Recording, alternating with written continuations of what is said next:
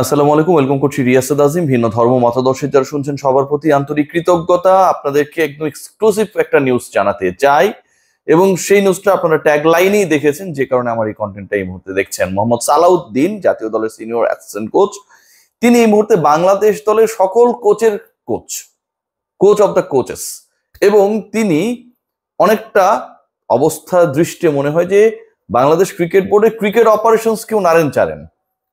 মোহাম্মদ সালাউদ্দিনকে নিয়ে বাংলাদেশ ক্রিকেট বোর্ডের higher authority, এই অথরিটিটা হচ্ছে ক্রিকেট অপারেশনস এর উপরেও যে অথরিটি রয়েছে, কারণ ক্রিকেট অপারেশনস আলটিমেটলি সালাউদ্দিনের লাগাম টানতে, তার বিতর্কিত ডিসিশনস গুলোকে চেঞ্জ করাতে ব্যর্থ হয়েছে এবং এই ব্যর্থতার কারণে ক্রিকেট অপারেশনসকেও মাটুল দিতে হচ্ছে। নাজমুল আবেদিন ফাহিমের ব্যাপারেও ডিসিশন হয়েছে, সেই ডিসিশনে আমি আসছি। তার আগে আপনাদেরকে জানাতে চাই যে ক্রিকেট অপারেশনস এর উপরে যারা বসেস রয়েছেন, দে হ্যাভ ডিসাইডেড যে সালাউদ্দিনকে জাতীয় দলের তার দায়িত্ব থেকে সরানো হবে এবং সেটা অতি দ্রুত। আই এম রিপিটিং, মোহাম্মদ সালাউদ্দিনকে জাতীয় দল থেকে সরানো হবে। জাতীয় দলের কোচিং স্টাফে তিনি যে রোল প্লে করছেন সেখান থেকে তাকে অফ করা হবে এবং সেটা দ্রুত। এটা অলমোস্ট অফিসিয়াল, জাস্ট সাইন করা বাকি, ডিক্লারেশনের অপেক্ষায় রয়েছে। এর পেছনে যে কয়েকটা কারণ রয়েছে এবং তাকে জাতীয় দল থেকে সরিয়ে বরখাস্ত করা হবে নাকি অন্য কোনো দায়িত্বে তাকে আসীন করা হবে, সেটা নিয়েও আলোচনা রয়েছে। আমার কাছে যে ইনফরমেশন রয়েছে, আপনারা যদি খেয়াল করে দেখেন, বাংলাদেশের ব্যাটিং ইউনিটের 14টা বাজানোর ক্ষেত্রে ব্যাটিং কোচের ব্যর্থতা অনেক বড় একটা কারণ। গতকাল লিটন কুমার দাসের সংবাদ সম্মেলনে আনফর্চুনেটলি আমি ছিলাম না, সেখানটায় গিয়ে তিনি বললেন যে কোচেসরা তো আর এমন কেউ না যে মাঠে গিয়ে খেলে দিবে, তারা পরিকল্পনা দিতে পারে, খেলতে হবে আমাদেরকে, কোচদেরকে দায় দেয়া যাবে না। এই কথা তিনি বললেন সালাউদ্দিনের পক্ষে ব্যাট করতে গিয়ে, কারণ সালাউদ্দিন কুমিল্লা ভিক্টোরিয়ান্সের হেড কোচ। লিটন কুমার দাসকে তিনি সেই দলেরই ক্যাপ্টেন বানিয়েছিলেন, ইমরুল কায়েসকে ফর নো রিজন কনস্পিরেসি করে সরিয়ে। এই ব্যাপারটা নিয়ে ইমরুল বিভিন্ন সময় মুখ খুলেছে, আমার কাছেও ইমরুল এই ব্যাপারে কথা বলেছিল। আমার কন্টেন্টে, আমার আলোচনায় তিনি বলেছিলেন যে তাকে কিভাবে বাজেভাবে কোচের পছন্দের অপছন্দের হিসাব নিকাশ মেলাতে গিয়ে তাকে বাদ দেওয়া হয়। সো লিটন কুমার দাস সালাউদ্দিনের পক্ষে 34 বলে সবশেষ সিরিজে, মানে সবগুলো ম্যাচ মিলে 34 রান করে 100 স্ট্রাইক রেটে লিটন কুমার দাস, ফেইলিওর লিটন কুমার দাস সালাউদ্দিনের পক্ষে ঠিকই এমন স্ট্রাইক করলেন যেন সেটা হচ্ছে 500 স্ট্রাইক রেটে ছক্কা মারলেন। কিন্তু এই লিটন কুমার দাস তিনি কোচকে বাঁচান, তার ক্রিকেটারকে এক্সপোজ করে দেন। দেখেন লিটন কিন্তু হচ্ছে, আমি আর কি বলবো, যে ওই যে দুমুখ কি যেন বলে একটা, আমি নামটা ভুলে গেছি প্রাণীটার, ওই রোলে কিন্তু অনেকটা চলে গেছেন। তিনি খেয়াল করে দেখবেন যে তার ক্রিকেটারকে প্রকাশ্যে সমালোচনা করেন। শামীম হোসেন পাটোয়ারিকে তিনি প্রকাশ্যে সমালোচনা করেন গ্লোবাল মিডিয়ায়, not even in the press conference প্রেজেন্টেশনের ওই সময়টায় তিনি প্রকাশ্যে বলেন শামীম হোসেন পাটোয়ারির রেসপন্সিবিলিটি নিয়ে, হি প্লেড ইররেসপন্সিবল ক্রিকেট, এটা তিনি প্রকাশ্যে বলেন, তিনি বলেছেন। কিন্তু যখন কোচ, প্রিয় কোচের নাম আসে, তখন তিনি তাকে ডিফেন্ড করেন। যেই সতীর্থের সাথে ড্রেসিং রুম শেয়ার করেন, একই দলে খেলেন, একই মাঠে ফিল্ডিং করেন, একই সাথে পার্টনারশিপ করেন, সেই শামীম হোসেন পাটোয়ারিকে তিনি প্রকাশ্যে সমালোচনা করেন, কোচকে ডিফেন্ড করেন। খুব interesting. But Bangladesh cricket board, Aminul Islam Bulbul এবং তার cricket board, they are not going to defend Liton Kumar Das and Mohammad Salauddin anymore, and this is official. এখানে কোনো কোরাম চলবে না, সিন্ডিকেট চলবে না।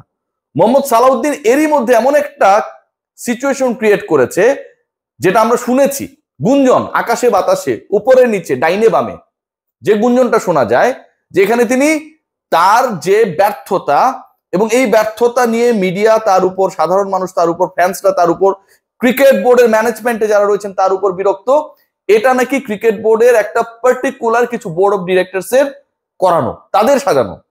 নিজের ব্যর্থতার দায়টাকে তিনি এভাবেও ন্যারেট করার চেষ্টা করেছেন। আশরাফুলের আলোচনা কোচ হিসেবে যখন এসেছে, তখনও নাকি ওই বোর্ড অফ ডিরেক্টরসরা কোথা থেকে এসেছেন, তাদের অরিজিন কি, আশরাফুলের সাথে তাদের সম্পর্ক ভালো দেখেই আশরাফুলের আলোচনাটাকে লাইভ করা হচ্ছে, সালাউদ্দিনকে হটানোর পরিকল্পনা করা হচ্ছে। এক সময়ে সেই দলটা নাকি কুমিল্লা ভিক্টোরিয়ান্সের রাইভাল ছিল, এসব কারণে এসব করা হচ্ছে, এরকম ডিসকাশনও নাকি বাংলাদেশ ক্রিকেট দলের ভেতরে হয়। এই আলোচনা, এই গুঞ্জন প্রকাশ্য, সবাই জানে। এই কোরাম নিয়ে আমি একা কথা বলি না, নোমান ভাই বলে, দেবদা বলে, আমি বলি, আমরা যারা খোঁজ খবর রাখি, অন্য মিডিয়ার কথাও যদি আপনারা বলেন তারাও বলে। So Aminul Islam Bulbul, end of the day Bulbul ভাইকে নিয়ে আমরা যতই যাই বলি না কেন, তার তো ওই ক্রিকেটীয় মস্তিষ্কের জায়গাটা রয়েছে। সালাউদ্দিনের থেকে তো বেটার ক্রিকেটার ছিলেন, সালাউদ্দিনের থেকে তো বেটার ম্যানেজার ছিলেন, সালাউদ্দিনের থেকে definitely 100 times better planner Aminul Islam Bulbul, our cricket board president, no doubt about that. Aminul Islam Bulbul তিনি যখন এই স্বাধীনতা দিয়েছিলেন যে ঠিক আছে ক্রিকেটটা ক্রিকেটের মতো করেই চলুক, I am not going two be like anyone, যিনি আসলে ইনফ্লুয়েন্স করেছিল তার এটা না করলেও চলতো, এরকম তিনি এক্সাম্পল রাখতে চান নাই। কিন্তু এমন একটা ঘটনা ঘটে গেল যে আমিনুল ইসলাম বুলবুল তার যে ইমেজ, তার যে রেপুটেশন, তার যে ডিসিশন মেকিং, সবকিছুকে প্রশ্নবিদ্ধ করা হয়েছে। বুকে হাত দিয়ে আপনারা কেউ বলতে পারবেন না যা জাকের আলী অনিককে টেস্ট টি-20 ক্যাপ্টেন করা হবে লিটন কুমার দাসের অনুপস্থিতিতে, this decision has come from mister Aminul Islam Bulbul, কেউ বলতে পারবেন না। নিজেদের মতো করে এই সিদ্ধান্ত গ্রহণ করা হয়েছে, আমি যতটুকু খোঁজ পেয়েছি। আমিনুল ইসলাম বুলবুল বাংলাদেশ ক্রিকেটের স্বার্থে এই অটোক্রেটিক ওয়েতে যেভাবে জাতীয় দল বাজেভাবে ন্যারেট হচ্ছে, বিতর্কিত হচ্ছে, জাতীয় দল প্রশ্নবিদ্ধ হচ্ছে, সিন্ডিকেটবাদীর শিকার হচ্ছে, কোরামের শিকার হচ্ছে, সেটাকে বন্ধ করার স্টেপ নিয়েছেন উইদাউট হ্যাভিং এনি কি বলবো ডিপেন্ডেন্সি।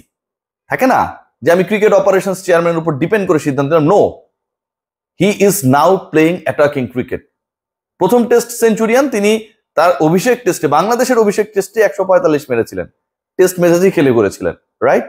সো এখন যেহেতু টি-20 ইনিংস খেলার কথা ঘোষণা দিয়ে পরবর্তীতে আমিনুল ইসলাম বুলবুল এখন টেস্ট খেলছেন, তিনি ঠান্ডা মাথায় সেই সিদ্ধান্তটা নিয়েছেন এবং এখান থেকে তার যে সিদ্ধান্ত, তার সাথে প্রভাবশালী পরিচালকদের যে সিদ্ধান্ত, Salahuddin will not be continued এবং তাকে সরানো হচ্ছে, এই ডিসিশন হয়ে গেছে। যতটুকু শোনা গেছে যে তাকে এইচপি বা বাংলাদেশ টাইগার্স এরকম কোন একটা দায়িত্ব দেয়া যেতে পারে, কারণ বাংলাদেশ দলের আসলে ব্যাটিং ব্যর্থতার কারণে যেভাবে মান সম্মান নষ্ট হয়েছে, 9 জন ব্যাটসম্যান মিলে 34 রানে বেশি করতে পারে না, বাংলাদেশ ওয়ানডেতে 100 রান করতে পারে না, বাংলাদেশ 4টা-5টা সিরিজে টানা হারে, ব্যাটারদেরকে খুঁজে পাওয়া যায় না। আজকে পাইপলাইন নিয়ে নাজমুল আবেদিন ফাহিম কথা বলেছেন যে আমরা ঘুরিয়ে ফিরিয়ে খেলাতে চাই, আপনার কাছে ক্রিকেটার নেই, ঘোরানো ফেরানোর পরিকল্পনা কেন করা হচ্ছে? আপনার মিডল অর্ডার থেকে লোয়ার মিডল টপ অর্ডার আপনি ক্রিকেটার পাচ্ছেন না, পারফর্মার পাচ্ছেন না, আনস্টেবল করা হয়েছে। একজন ক্রিকেটারকে অযাচিত ভাবে সুযোগের পর সুযোগ দেওয়া হয়েছে, অন্য ক্রিকেটারদের দিকে তাকানো হয়নি। সাব্বিরদেরকে, সৌম্যদেরকে যেভাবে কোরামবাজি করে বাইরে ফেলা হয়েছে, ইনসিকিউর ফিল করে এই ক্রিকেটারদের জন্য নাকি, সাব্বির এবং সৌম্যর জন্য নাকি ইনসিকিউর ফিল করে।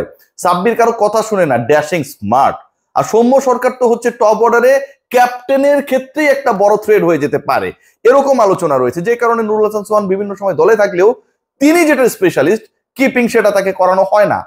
ঠিক একই কারণে সৌম্য সরকারকে খেলানো হয় না, টপ অর্ডারে তিনি অন্তত 34 বলে 3 ম্যাচ খেলে 34 রান করতেন না, হয় আরো একদমই কম করতেন, এক ম্যাচ খেলে ড্রপ হয়ে যেতেন, তার তো মাথার উপরে কেউ নেই, অথবা অসাধারণ 1-2টা ইনিংস খেলতেন। I have that confidence on Soumya. So ঘটনা যেটা ঘটতে যাচ্ছে, এই কোরামবাজি বন্ধ হতে যাচ্ছে এবং একই সাথে এটাও আলোচনায় যে সালাউদ্দিন বাংলাদেশ জাতীয় দলের সিনিয়র অ্যাসিস্ট্যান্ট কোচের রোল থেকে যখন তাকে সরিয়ে দেওয়া হবে, খুব দ্রুত এই ডিসিশনটা আসছে, সিরিয়াসলি বলছি, তখন সালাউদ্দিন এই যে ইয়ারলি অ্যারাউন্ড 1 crore ড্র করছেন, মানে এটারও তিনি যোগ্য কিনা। তাসকিনকে নিয়ে অনেকে প্রশ্ন করেছে যে খারাপ পারফরমেন্স করেছে, মাস গেলে 10 লাখ টাকা বেতন পায়, পারফরমেন্স খারাপ হলে প্রশ্ন আসবে, কিন্তু তাসকিনকে নিয়ে আমরা জানি যে তাসকিন কামব্যাক করবে, করেছে বিভিন্ন সময়, বাংলাদেশকে জিতিয়েছে। সালাউদ্দিনের ক্ষেত্রে তো সেই সিম্বল নেই, তাসকিনকে তো এই টিমের সাথে খেলা দিতে হবে বা পাঠিয়ে দিবে এরকম কোনো টেনশন আমাদের নেই, আমরা জানি পরের সিরিজে তিনি ব্যাক করবেন। তো সালাউদ্দিনের যখন এই কাইন্ড অফ ডিমোশন হচ্ছে, তখন তিনি যে স্যালারিটা পাচ্ছেন, যেটা ড্র করেন, সেটার ব্যাপারেও একটা আলোচনা চলছে যে এটা আসলে তিনি ডিজার্ভ করেন কিনা।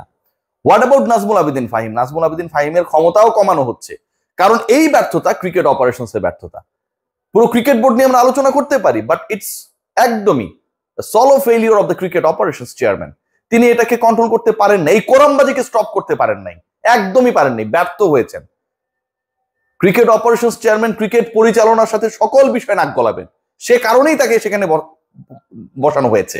কিন্তু যে ঘটনাগুলো ঘটেছে, যেভাবে এখানটায় অযাচিত ভাবে একজনকে ক্যাপ্টেন বানানো হয়েছে ব্যাটিং ফেলিওরের পরে, সালাউদ্দিন তার শপথে বহাল থেকেছেন সিরিজের পর সিরিজ, নাজমুল আবেদিন ফাহিম তিনি কোনো সিগনিফিকেন্ট স্টেপ নিতে পারেন নাই, ব্যর্থ হয়েছেন। তার মাথার উপরে এখন 4 জন কাজ করবেন, 4 জনই জাতীয় দলে খেলা ক্রিকেটার, যার মধ্যে 3 জন ক্যাপ্টেন। আমিনুল ইসলাম বুলবুল রয়েছেন সেখানটায়, খালেদ মাসুদ পাইলট রয়েছেন, আমার অতি প্রিয় শ্রদ্ধাভাজন আসসালামু আলাইকুম ফারুক ভাই রয়েছেন, এবং পাইলট ভাই রয়েছেন। এই যে 4 জন রয়েছেন সেই জায়গাটায় তারা ডিসাইড করবে ক্রিকেট অপারেশনস কিভাবে চলবে কি চলবে না। এটাই ঠিক, এভাবেই চলা উচিত। And বুলবুল ভাই has taken a very gutsy decision. সবাই ভালো থাকবেন।